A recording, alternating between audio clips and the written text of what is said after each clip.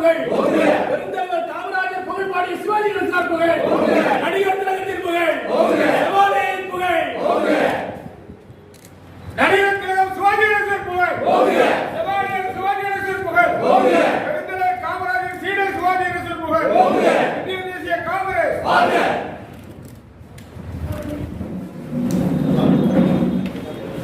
அன்பார்ந்த அன்புமிக்க தேசிய தோழர்களே, இன்றைக்கு ஜூன் 21ஆம் தேதி நடிகர் திலகம், சிவாஜி இப்படி பல பட்டப்பெயர்களை பெற்று திரையுலகிலும் சரி, தனிப்பட்ட வாழ்க்கையிலும் சரி, அரசியலிலும் சரி, தனக்கென்று ஒரு தனி முத்திரையை பதித்து மறைந்த நடிகர் திலகம் சிவாஜி கணேசனுடைய 22வது நினைவு நாள் இன்றைய தினம் வண்ணார்பேட்டை காங்கிரஸ் கட்சிய அலுவலகத்திலே நம்முடைய ஆற்றலும் அறிவுமிக்க தலைவர் சங்கரபாண்டியனாருடைய தலைமையில் தொண்டர்களின் காவலன் என்று சொன்னால் அந்த பெயருக்கு இன்றைக்கும் என்றைக்கும் நமக்காக பரிந்து பேசுகிற பெருந்தலைவர் காமராஜர் வழியை அடையாளம் காட்டிய தலைவர் முன்னாள் மத்திய அமைச்சர் அவர்களே, இங்கே வருகை இருக்கிற நடிகர் திலகம் சிவாஜி கணேசன் அவர்களை நெஞ்சார மதிக்கிற, நினைத்து நினைத்து பாராட்டுகிற சிவாஜி மன்றத்தாரே, திருநெல்வேலி மாநகர் மாவட்ட காங்கிரஸ் கமிட்டியை சார்ந்த நிர்வாகிகளே, அனைவருக்கும் இனிய வணக்கம். நடிகர் திலகம் சிவாஜி கணேசன் அவர்கள் பராசக்தி படத்திலே சக்சஸ் என்ற வசனத்தை நம்முடைய முன்னாள் முதல்வர் கலைஞர் அவர்கள் எழுதிய அந்த வசனத்தை உச்சரித்து கிட்டத்தட்ட 268 திரைப்படங்களை நடித்தவர். தமிழ் மொழி மட்டுமல்லாமல் தெலுங்கு, கன்னடம், மலையாளம், ஏன் இந்தி மொழியில் கூட நடித்த பெருமைக்குரியவர் நடிகர் திலகம் சிவாஜி கணேசன் அவர்கள். அவர் நடித்தார் என்று சொன்னால் அது குடும்ப பாங்கான நடிப்பாக இருந்தாலும் அப்படியே அந்த குடும்பத்தில் எப்படி ஒற்றுமை நிலவ வேண்டும் என்பதற்கு எடுத்துக்காட்டாக நடித்திருப்பார்கள். அது ஒரு பெரிய சமூக சீர்திருத்தத்தை ஏற்படுத்தி தரும். தாயோடு மகன் கோபித்துக் கொண்டு வெளியே செல்வார். அவர் நடித்த திரைப்படத்தில் உள்ள ஒரு பாடலை கேட்டால் திரும்ப நான் இனிமேல் வீட்டுக்கே வரமாட்டேன் என்று சொல்லுகிற அந்த தமையன் கூட சாயங்காலம் பார்த்தோம் என்று சொன்னால் அம்மா எனக்கு சாப்பாடு தான் என்று வீட்டுக்கு வந்து நிற்பார். அப்படி ஒரு பெரிய சமூக மாற்றத்தை ஏற்படுத்தியவர். இன்றைக்கும் நாம் அவர் நடித்த பானா வரிசையில் தொடங்குகிற பாசமலர், பாகப்பிரிவினை, இப்படி பா வரிசையில் வருகிற எந்த படத்தை பார்த்தாலும் சரி கண்ணீரை வரவழைக்கக்கூடிய வகையில் அவர் வந்து நான் நடிக்கிற படத்தை பார்த்து அழுங்கள் என்று சொல்லவில்லை. பாசமலர் என்ற திரைப்படத்தை பார்த்தால் அந்த குடும்பத்தார் பார்த்து கொண்டிருந்தால் தன்னை போல கண்ணீர் வடி. கண்ணீர் ஒருவருக்கு தானாக வந்து விடுமா? ஆனால் அந்த கண்ணீரை எதற்காக வரவழைக்கக்கூடிய வகையில் பாசத்தை கொட்டி அப்படி நடித்திருப்பார் என்று சொன்னால் அதுதான் சமூக சீர்திருத்தத்தை தந்த ஒரு மாபெரும் நடிகர் அவர். அது மட்டுமல்ல, அவரை பார்த்து தன்னுடைய நடையை மாற்றியவர்கள் உண்டு. அவரை பார்த்து திரைப்படத்திலே பார்த்து அவருடைய உடையை மாற்றியவர்கள் உண்டு. அவர் நடந்து வந்தார் என்று சொன்னால் அப்படி இருக்கும். எவ்வளவு பெரிய வசனமாக இருந்தாலும் சரி, ஒரு வசனம் சொன்னால் போதும்.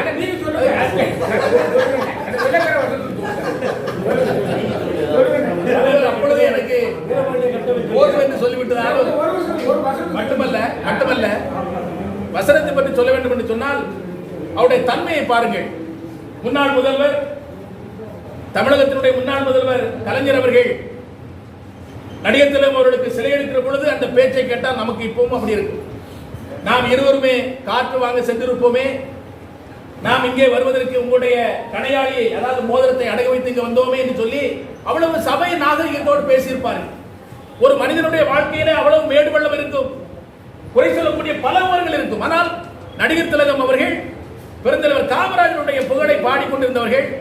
அவரும் தனியாக ஒரு கட்சியை ஆரம்பித்து நடத்தியவர்கள் இருந்தாலும் கூட எங்கோ இருவர் இருந்தவர்கள். ஒருவர் உயர்வதை பார்த்து உயரக்கூடியவர்கள். அந்த அதிலேதான் அந்த வசனத்தை நீங்கள் எழுதிய வசனத்தை நான் தான் நடிப்பேன் என்று நான் நினைத்தேன். நீங்கள் எஸ்.எஸ். ராஜேந்திரன் அவர்களுக்கு கொடுத்து விட்டீர்கள். அதற்காக நான் கோபித்துக் கொள்ள மாட்டேன் என்று நினைத்து அந்த வசனத்தை நான் திரும்ப திரும்ப பார்க்கலாம். ஒரு மனிதன் அவ்வளவு விஷயங்களை தாண்டி வந்த நேரத்திலே அவர் முதல்வராக இருக்கலாம், அவர் எத்தனையோ பெரிய பொறுப்புகளுக்கு வந்திருக்கலாம், அப்பேற்பட்ட நடிகர் திலகம் அவர்கள். ஆனால் தன்னை அவர் புகழ் பாடாமல் தன்னை மறைத்துக் கொண்டு கலைஞர் அவர்களை பற்றி அவ்வளவு பெரிய புகழாரம் பாடியிருப்பார். என்ன ஒன்று நாம் சொல்ல வேண்டும், இந்த நேரத்தில் நினைவுபடுத்த வேண்டும். பெருந்தலைவர் என்று சொல்லுகிற மாபெரும் தலைவர், இந்த உலகத்திலே பொது வாழ்க்கையிலே ஒரு மனிதன் எப்படி இருக்க வேண்டும் என்பதற்கு அடையாளமாக வாழ்ந்த தலைவர் பெருந்தலைவர் காமராஜர் அவர்கள் நிறைவாக கலந்து கொண்ட ஒரு நிகழ்ச்சி அக்டோபர் மாதம் 1 தேதி நடிகர் திலகம் சிவாஜி கணேசனுடைய பிறந்த நாளிலே கலந்து கொண்ட நிகழ்ச்சி. பாருங்கள் நீங்கள் இயற்கை எப்படி கொண்டு வந்து சேர்க்க என்று சொல்லி. அக்டோபர் 1 நடிகர் திலகம் சிவாஜி கணேசனுடைய பிறந்த நாள். அதே போல அக்டோபர் 2 தேசப்பிதா அண்ணல் காந்தியுடைய அந்த நாளில் தான் நம்முடைய பெருந்தலைவர்கள் மறைந்து போவார்கள். அந்த நேரத்திலே எப்படி இருந்திருக்கும் என்று நம்மால் கற்பனை கூட செய்து பார்க்க முடியாது. ஏனென்றால் பெருந்தலைவர் காமராஜர் அவர்கள் சினிமா என்று சொல்லுகிற கேளிக்கைக்கு முக்கியம் கொடுப்பது அல்ல, யாருக்குமே முக்கியம் கொடுத்தது அல்ல. நான் சமீபத்திலே நான் தெரிந்து கொண்ட ஒரு விஷயம் என்னவென்று சொன்னால், there was no negative at all with the great leader Kamaraj. Negative பற்றி அவர் பேசியதே கிடையாது.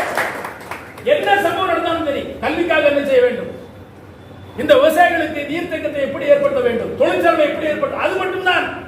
அவர் இதை சொன்னார் அதை சொன்னார் என்றெல்லாம் அல்ல. தன்னை எதிர்த்து தோற்று போன சி சுப்பிரமணியம் அவர்களை தன்னுடைய அமைச்சர்களை சேர்த்துக் கொள்கிறார்கள்.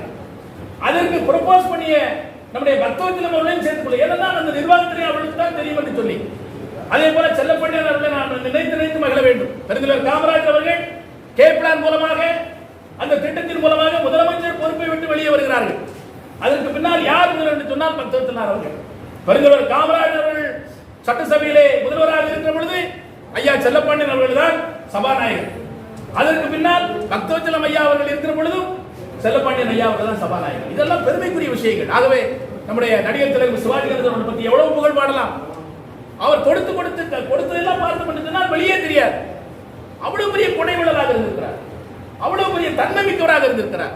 அப்படி வாழ்ந்து மறைந்து வரலாறான நடிகர் திலகம் சிவாஜி கணேசன் அவர்களுக்கு நம்முடைய கமிட்டி அலுவலகத்திலே நம்முடைய முன்னாள் மத்திய அமைச்சர் அவர்கள் வருகை தர, நம்முடைய அன்பு ஆற்றல் மிக்க மாவட்டத்தில் அவர்கள் ஏற்பாடு செய்திருக்கிற இந்த நிகழ்ச்சியில் பங்கெடுத்து அத்தனை பேருக்கும் நாம் பெரிய ஒரு வணக்கத்தையும் நன்றியையும் சொல்லி, பெருந்தலைவர் காமராஜர் புகழ் வாழ்க, நடிகர் திலகம் சிவாஜி கணேசனுடைய புகழ் வாழ்க என்று சொல்லி விடைபெறுகிறேன். ஜெய் ஹிந்த். நன்றி. அனைவருக்கும் அண்ணன் சிவாஜி அவர்களின் இணை திருமணம் இன்று உங்கள் அனைவரையும் அன்போடு வரவேற்கிறேன்.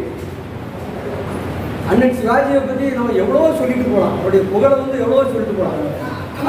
அதில் கவனிக்க வேண்டிய மெயின் முக்கியமான ஒரு சம்பவம்னு எடுத்துக்கிட்டீங்கன்னா, அவர் பெருந்தலைவருடைய உண்மையான தொண்டர். ஒவ்வொரு படத்துலையும் பெருந்தலைவர் 103 தடவை அவர் இதனுடைய உச்சரிப்பால் அவருடைய புகழை பரப்புனார் எல்லா படத்துலையும். குறிப்பாக ஒரு படத்தில் ஒரு பாட்டு, நல்ல பாட்டு வரும், தேசிய படம் அது, இந்தியா ஜிந்தாபாத் இந்துஸ்தான் ஜிந்தாபாத்னு பாட்டு ஆரம்பிச்சு கடைசியாக ஒரு வரி வரும். அது என்ன வரின்னு கேட்டீங்கன்னா, எல்லோருக்கும் பாட்டு ஆரம்பிச்சு கர்ம வீரர் காமராஜர் பேர், அவருடைய இளைஞர் இந்நாட்டு இளைஞர்கள் கர்ம வீரர் காமராஜர் பின்னால் அணிவகுக்கணும் அப்படின்னு அந்த பாட்டு வரும். அருமையான பாடல். அப்போ பெருந்தலைவரை நேசிக்கிற அனைவரும் சிவாஜியை நேசிக்கணும், அதான் என்னுடைய ஆசை. ஏன்னா பெருந்தலைவருடைய உண்மையான தொண்டராக, பெருந்தலைவருடைய சீடராக வாழ்ந்து மறைந்தவர் அண்ணாச்சி.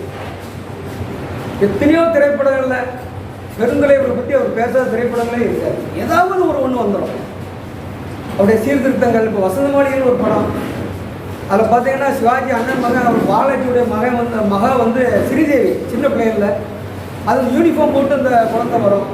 அது அந்த படத்தில் ஜமீன்தார் குடும்பம் மாதிரி அந்த கதை கொண்டு போகும்.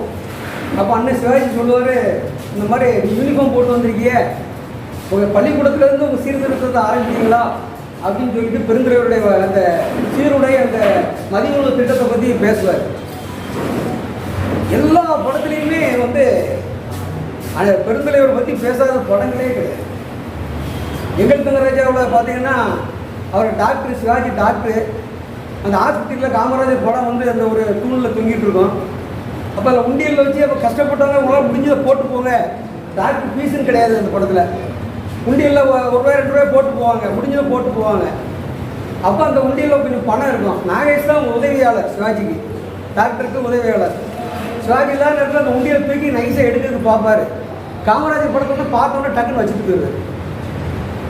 அப்போ அப்பேற்பட்ட தலைவர்கள் அவங்க முகத்தை பார்த்தாலே நம்ம தவறு செய்யணுங்கிற எண்ணமே வராது. அதே மாதிரி இன்னைக்கு பார்த்தீங்கன்னா கக்கன் அவர்கள், அவர்லாம் பார்த்தீங்கன்னா கவர்மெண்ட் ஹாஸ்பிட்டலில் தான் இருந்து கடைசி நேரத்தில் கவனிக்கிறது கூட ஆள் இல்லை. அந்த மாதிரி காங்கிரஸ்